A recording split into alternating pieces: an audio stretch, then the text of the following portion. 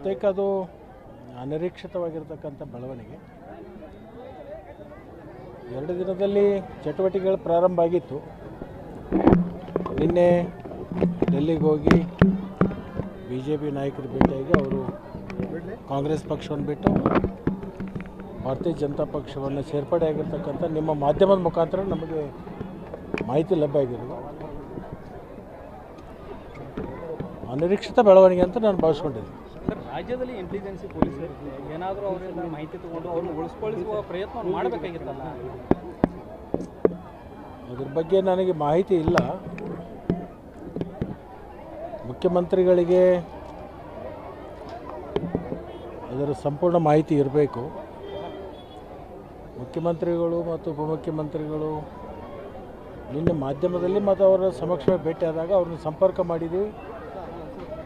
ನಾನು ಪಕ್ಷ ಬಿಟ್ಟು ಬೇರೆ ಪಕ್ಷಕ್ಕೆ ಹೋಗೋದಿಲ್ಲ ಅಂತಕ್ಕಂಥ ಭರವಸೆ ಕೊಟ್ಟಿದ್ದರು ಅಂತಕ್ಕಂಥ ಮಾತನ್ನೇ ಮುಖ್ಯಮಂತ್ರಿಗಳು ಉಪಮುಖ್ಯಮಂತ್ರಿಗಳು ಹೇಳಿರ್ತಕ್ಕಂಥ ಮಾಧ್ಯಮದ ಮುಖಾಂತರ ನಾನು ನೋಡಿದ್ದೀನಿ. ಹೆಚ್ಚಿನ ವಿವರಣೆ ನನ್ನ ಹತ್ರ ಇಲ್ಲ. ಸರ್, ಶೆಟ್ಟರ್ ಅವರು BJP ಹೋಗೋದ್ರಿಂದ ಲೋಕಸಭಾ ಚುನಾವಣೆ ಮೇಲೆ ಏನಾದರೂ ಪರಿಣಾಮ ಬೀರುತ್ತಾ? ನನಗೇನು ಅದರದ್ದು ಪರಿಣಾಮ ಆಗ್ತಿದೆ ಅಂತ ನನಗೇನು ಅನ್ನಿಸ್ಲಿಕ್ಕಿಲ್ಲ. ಬಟ್ಟು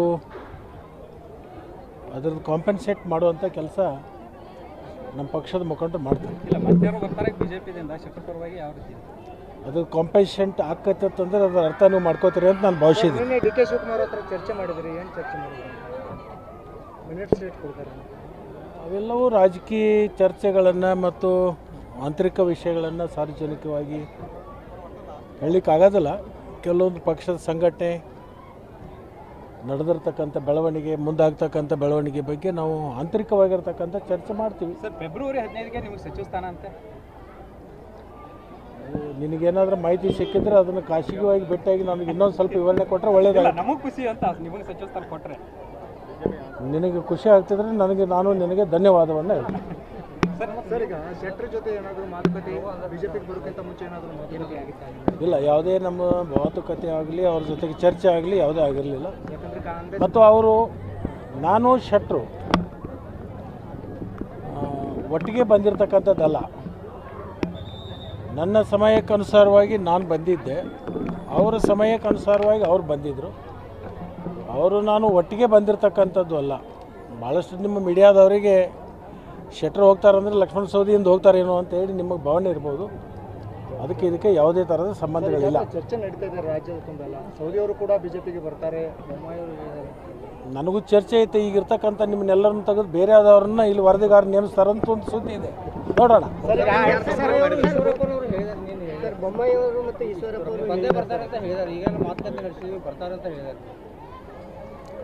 ಅವರವರ ಭಾವನೆಗೆ ಅವರವರ ಭಕ್ತಿಗೆ ಸಾರ. ಸರ್, ಈಗ ಕೇಂದ್ರದಿಂದ ಏನಾದರೂ ಒತ್ತಡ ಬರ್ತಿದೆಯಾ ನಿಮಗೆ? ನೋಡಿ, ಭಾಳಷ್ಟು ಜನ ಒಂದು 20-25 ವರ್ಷದಿಂದ ಆ ಪಕ್ಷದಲ್ಲಿ ಇದ್ದವ. ನಾನು ಸ್ನೇಹಿತರಿದ್ದಾರೆ, ನನ್ನ ಬಗ್ಗೆ ಒಳ್ಳೆಯ ಅಭಿಪ್ರಾಯ ಇರ್ತಕ್ಕಂಥ ಜನನೂ ಇದ್ದಾರೆ. ಅವರೆಲ್ಲರೂ ಸಂಪರ್ಕ ಮಾಡ್ತಾರೆ. ಅವರಿಗೆ ಅವಶ್ಯಕತೆ ಮತ್ತು ಅನಿವಾರ್ಯತೆ ಎರಡೂ ಇರೋದರಿಂದ ಸಹಜವಾಗಿ ಸಂಪರ್ಕ ಮಾಡ್ತಾರೆ. ಸಂಪರ್ಕ ಮಾಡ್ತಾರೆ. ಸಂಪರ್ಕ ಮಾಡೋದು ಅವರ ಇಚ್ಛಾನುಸಾರ ಮಾಡ್ತಾ ಇದ್ದಾರೆ. ನಿರ್ಣಯ ತಗೊಳ್ತಕ್ಕಂಥದ್ದು ನಾನು. ಅಂದರೆ ಯಾರು ಯಡಿಯೂರಪ್ಪ ಮಾಡ್ತಾ ಇದ್ದಾರೆ ಸರ್? ಯಾರು ಮಾಡ್ತಾ ಇದ್ದಾರೆ? ನಾನು ಹೆಸರು ಹೇಳಲಿಕ್ಕೆ ಹೋಗೋದಿಲ್ಲ, ಸಾರ್ವಜನಿಕವಾಗಿ ಅದನ್ನು ಹೇಳಲಿಕ್ಕೂ ಬರೋದಿಲ್ಲ.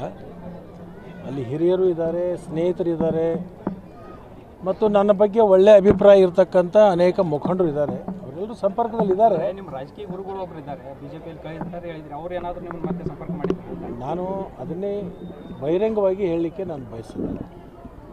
ಇವೆಲ್ಲೋ ಆಂತರಿಕ ಮತ್ತು ಒಂದು ವಿಶ್ವಾಸಕ್ಕೆ ಅರ್ಹರಾಗಿರ್ತಕ್ಕಂಥ ಸಮಯ ಮತ್ತು ಸಂದರ್ಭಗಳು ಇರ್ತವೆ. ಅದನ್ನು ನಾವು ರಾಜಕೀಯವಾಗಿ ಅದನ್ನು ಬಹಿರಂಗವಾಗಿ ಹೇಳಲಿಕ್ಕಾಗಲ್ಲ. ಒಂದು ವಿಶ್ವಾಸ ಅಂತಕ್ಕಂಥದ್ದು ರಾಜಕಾರಣದಲ್ಲಿ ಬೇಕಾಗುತ್ತೆ. ಆ ವಿಶ್ವಾಸವನ್ನು ಬಹಿರಂಗ ಮಾಡಿಸ್ಲಿಕ್ಕೆ ಹೋಗೋದಿಲ್ಲ. ಸರ್, ಈಗ ನೀವು BJPಯಿಂದ ಕಾಂಗ್ರೆಸ್ಗೆ ಬಂದ ಮೇಲೆ ಕೆಲವೊಂದಿಷ್ಟು ವಿಧಾನಸಭಾ ಕ್ಷೇತ್ರಗಳಲ್ಲಿ ಶಾಸಕರು ಸೋತಿದ್ದಾರೆ. ಆ ಎಫೆಕ್ಟು ಲೋಕಸಭೆಗೆ ಬೀಳುತ್ತೆ ಅಂತೇಳಿ ನಿಮ್ಮನ್ನೆಲ್ಲಾದರೂ ಒಂದು ಕಡೆ BJPಗೆ ಕರೆತರ್ಬೋದಾ? ಸಹಜವಾಗಿ ಅವತ್ತು ನಾನು ಭಾರತೀಯ ಜನತಾ ಪಕ್ಷ ಬಿಟ್ಟು ಕಾಂಗ್ರೆಸ್ ಸೇರಿದ ಮೇಲೆ ಕೆಲವೊಂದು ಕ್ಷೇತ್ರದಲ್ಲಿ ಸಾಕಷ್ಟು ಮತ್ತು ಅನುಕೂಲಗಳು ಆಗಿದ್ದಾವೆ. ಆ ಅನುಕೂಲತೆಯನ್ನು ಮನವರಿಕೆ ಮಾಡಿಕೊಂಡೇ BJP ಅವರು ಇವತ್ತು ಪುನಃ ತಮ್ಮ ಪಕ್ಷಕ್ಕೆ ಬರಮಾಡ್ಕೋಬೇಕು ಅಂತಕ್ಕಂಥ ಆಸಕ್ತಿ ಹೊಂದಿದ್ದಾರೆ. ಆಸಕ್ತಿ ಅವ್ರು ಮಾಡ್ತಕ್ಕಂಥದ್ದು ಅವರ ಏಳಿಗೆಗಾಗಿ ಅವರ ಪಕ್ಷ ಬೆಳವಣಿಗೆ ಬಗ್ಗೆ ಅವರಿಗಿರ್ತಕ್ಕಂಥ ಅದು ಚಿಂತನೆ.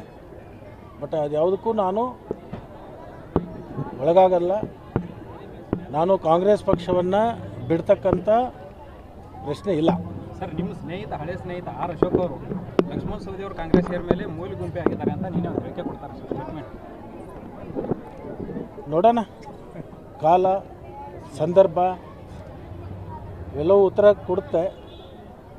ಕಾಲಾಯ ತಸ್ಮಾಯ ನಮಃ ಅಂತ ಹೇಳ್ತಾರೆ. ಸರ್, ಅಥಣಿ ಜನಕ್ಕೆ ಏನು ಹೇಳ್ತಾರೆ ಖುಷಿ ವಿಚಾರ ಸಚಿವ ಸ್ಥಾನದ ಬಗ್ಗೆ ನಿರೀಕ್ಷೆಯಲ್ಲಿ? ಅಥಣಿ ಜನಕ್ಕೆ, ಅಥಣಿ ಮತದಾರರಿಗೆ, ನನ್ನ ಹಿತೈಷಿಗಳಿಗೆ, ನನ್ನ ಕಾರ್ಯಕರ್ತರಿಗೆ, ನನ್ನ ಮತದಾರ ಪ್ರಭುಗಳಿಗೆ ನಾನು ಒಂದು ಸಂತೋಷದ ಸಂಗತಿಯನ್ನು ಹೇಳಲಿಕ್ಕೆ ಬಯಸ್ತೀನಿ.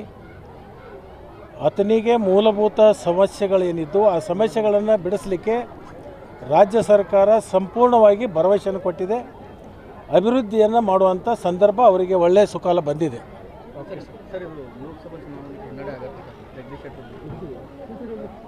ಏನು ಹಿನ್ನಡೆ ಆಗಲ್ಲ.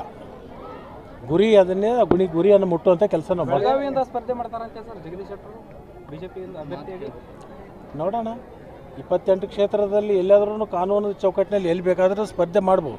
ಸರ್, MP ಟಿಕೆಟ್ ನಿಮ್ಮ ಅದು ಇಡೀ ದೇಶದಲ್ಲಿ ಎಲ್ಲಿ ಬೇಕಾದ್ರೂ ಕೂಡ ಪ್ರಜಾತಂತ್ರ ವ್ಯವಸ್ಥೆಯಲ್ಲಿ ಸ್ಪರ್ಧೆ ಮಾಡಲಿಕ್ಕೆ ಹಕ್ಕಿದೆ ಮತ್ತು ಅವಕಾಶ ಇದೆ. ಸರ್, MP ಟಿಕೆಟ್ ನಿಮ್ಮ ಕುಟುಂಬಕ್ಕೆ ಈ ಬಾರಿ ಕೊಡ್ತಾರೆ ಅಂತ ಹೇಳಿ ಮಾತುಗಳು ಕೇಳ್ಬರ್ತದೆ. ಲೋಕಸಭೆ ಸ್ಪರ್ಧೆಗೆ ನಾನು ಮಾಡಲ್ಲ, ನನ್ನ ಮಗನೂ ಮಾಡಲ್ಲ. Okay sir.